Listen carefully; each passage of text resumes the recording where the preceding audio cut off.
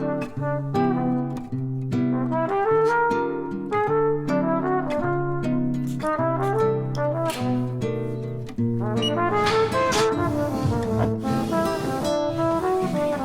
guys! Good evening! Mag-ready ako para sa gym and tapos na ako mag-shower. Hindi ko lang binabasa yung buhok ko. Nag-wash na din ako sa mukha ako, tapos nag-toner na ako. Pero hindi pa ako nakalagay ng pang-moisturizer natin. Ito yung ginagamit ko sa ngayon. Vitamin C Brightening Serum Cream SPF 25. Ito yung kadalasan kong nilalagay sa morning. And then kapag mag-workout din ako, para feel na feel ko talaga yung aking pag-workout sa gym. Ito yung aking ritual para ma-romanticize natin yung normal na ginagawa. Yung nag-workout tayo, yung, di ba iba yung pakiramdam kapag may something tayong nilagay sa mukha natin. Yung vibe talaga yung nakukuha ko na kakaiba kaysa wala akong nilalagay.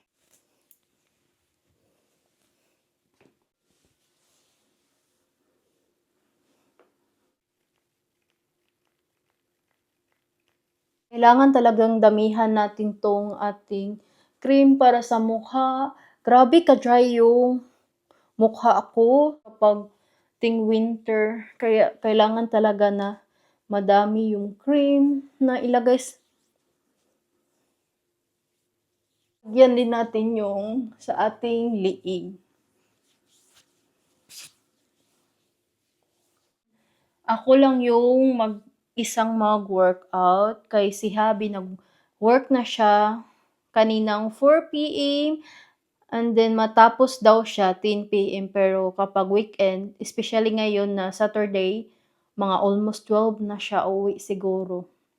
Kapag yung asawa mo talaga nag-work bilang doktor, na 'pag ting holiday, ting weekend, kay grabe ka late uuwi, tapos 'pag ting time na uuwi na, like schedule na dapat hanggang dito lang na time, ma-extend pa 'yan. So, hindi pa talaga sure na 'yan exact yung time and then kapag ting winter, kay short lang yung daytime, hindi madali. Especially kapag ikaw na asawa wala kang gagawin, like sa akin before, stress ako dahil ang daming trabaho ni hubby kapag ting weekend minsan before, and then late uuwi, tapos yung weather pa dito hindi okay, and then yung daytime grabe lang ka-short. So, kapag wala kang gagawin ma-stress ka talaga and then mag-lead yan sa depression. And ngayon kay nasanay naman ako, 6 years na akong dito, okay na sa akin. So, tini-take good care ko na din yung sarili ko and na-enjoy ko na din yung time na ako lang mag-isa. Ngayon, kaya ko na talagang mag-isa. Grabe na talaga ako ka-independent woman and hindi na din ako takot sa dilim. May ginagawa din ako, nag-school ako, and then mag-study ako, tapos nag-self-care din ako kapag nandito sa bahay. Madami din akong ginagawa bitaw dahil no choice talaga ako. So, na-practice ko na din na kapag wala si hubby, mas tinutudo ko pa yung pag-self-care. Ini-enjoy ko na dahil wala naman talaga akong choice kundi antayin yung asawa ko. Kaya hindi ko din na mamalayan yung time na uuwi yung asawa ko kapag may ginagawa ako dito sa bahay. Nakakatulong talaga yung pag-take good care ko sa sarili ko na hindi ko ma-feel na lonely. Kasi ang hirap talaga labanan yung loneliness. Usually talaga alone man ako kay physical, ako lang mag-isa. Pero yung pinakahirap yung lonely bitaw na na-feel mo inside sa heart and then feel mo empty. Kaya nakaka-help talaga yung tini-take good care ko yung sarili ko para maiwasan yung loneliness na feeling. Actually guys, di talaga madali na manirahan ka sa ibang bansa. Thankful naman ako nandito ako, ang dami kong na-experience.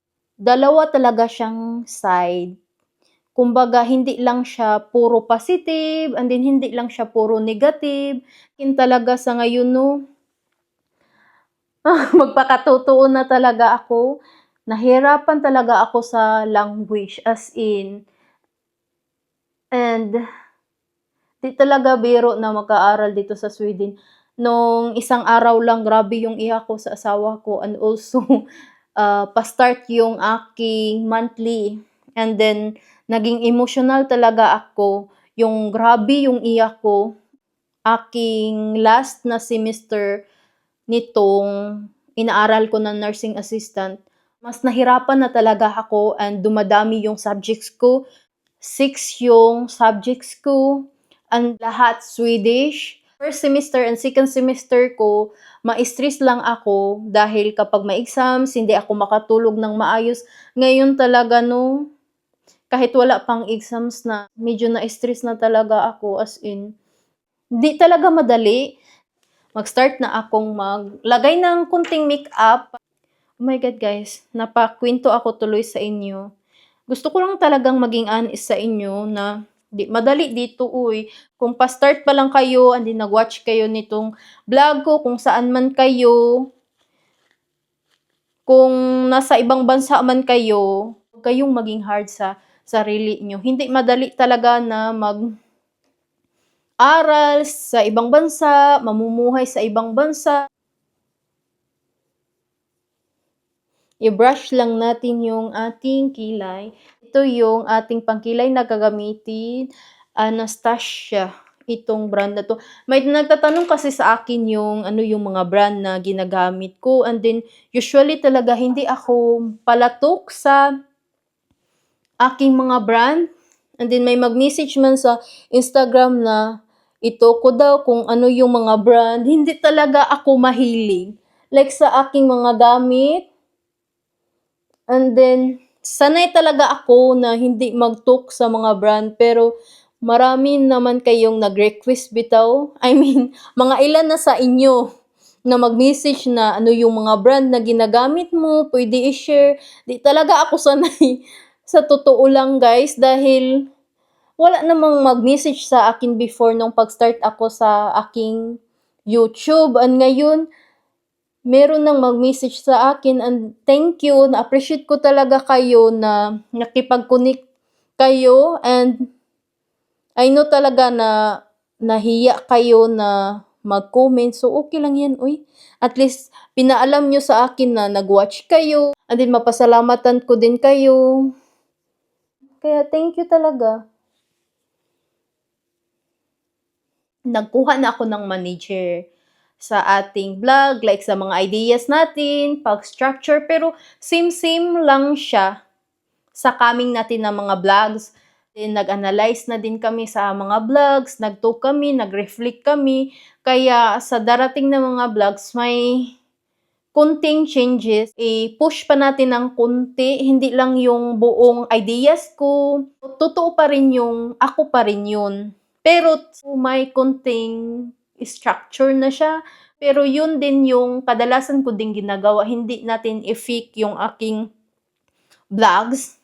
Then sabi din sa akin ng manager ko na dapat more explain ko, dahil usually kasi lagi lang akong nag-show sa inyo yung mga products na ginagamit ko, and then yung mga things na ginagawa ko, dapat daw i-explain ko kay para maka-learn din kayo, and then kahit bitaw na yung mga gamit talaga 100%, I mean yung sa mga pang self-care, lahat-lahat na, or yung OOTD ko, hindi siya naka-sponsor, pero baka gusto niya ding bumili. Ito yung ating ginagamit na mascara.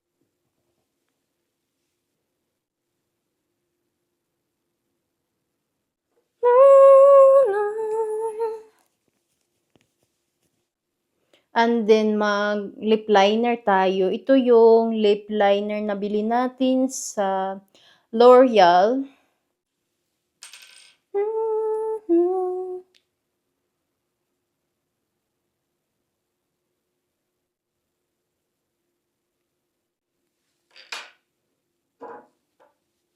And then, lip balm. Ito ay galing sa Beauty App by Kix Cherry Blush.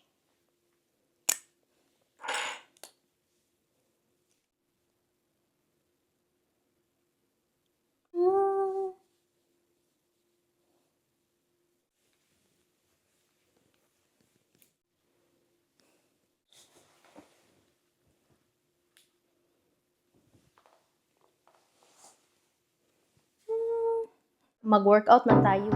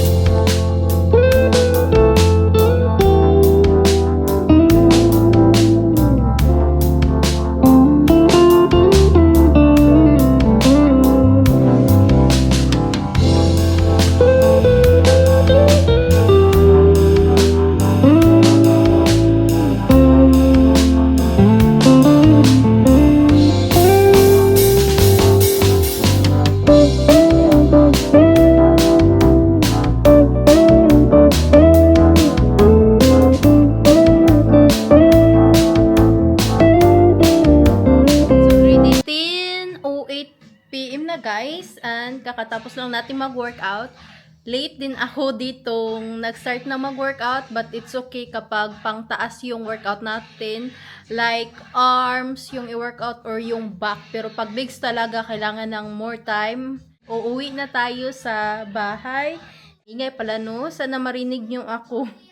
I hope nag-enjoy kayo sa vlog na to. Dito ko na lang i-end. Thank you sa pag-watch. I love you so much guys. Bye-bye.